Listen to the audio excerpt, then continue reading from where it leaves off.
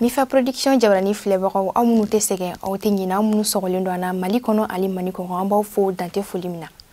Bi kari janvier kalo tile 7 san 2024 aw bisimila bamanankan kunnafoni kɛnɛ kan. Ka kɛɲɛ ni an ka sankura ye n'o ye san 2024 an ka jamana ma ɲɛma n'o ye Colonel Assimi Goïta ye ale bɔra ka sameli kɛ ka duwawuba kɛ Mali ye kɛrɛnkɛrɛnnenya la ka tila ka Mali jeunesse fo u ka cɛsiri la ani a y'a fɔ ko ka keleya ale ni bɛn sabati an ka jamana kɔnɔ.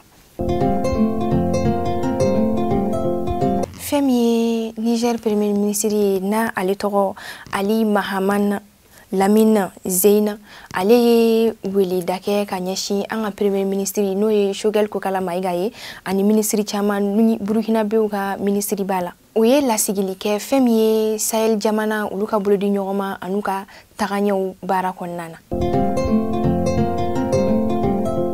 Fɛn min ye an ka jamana parti dɔ bɛ n'a bɛ fɔ o ma ko ADEMA olu ka ɲɔgɔn ye 19 o lasigi kɛra. Lasigi kun tɛ dɔwɛrɛ ye min bɛ an ka kalatafili ani jamana tagaɲɛw kofɔ.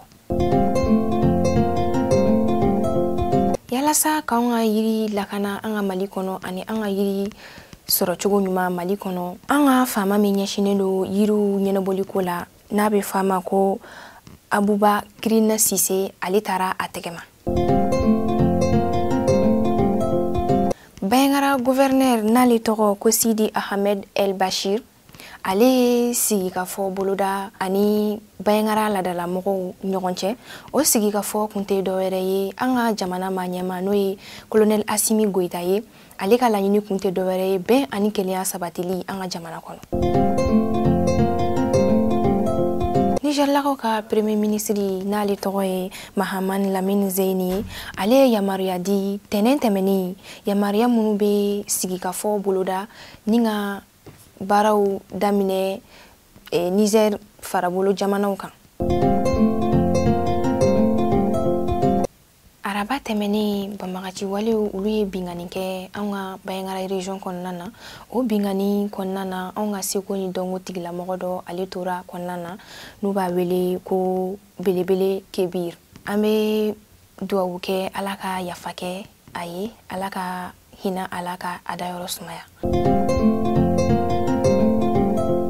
Nin de bɛ dansigi an ka bi bamanankan kunnafoniw kɛnɛ kan an b'a fɔ aw kan bɛ dɔgɔkun wɛrɛ la.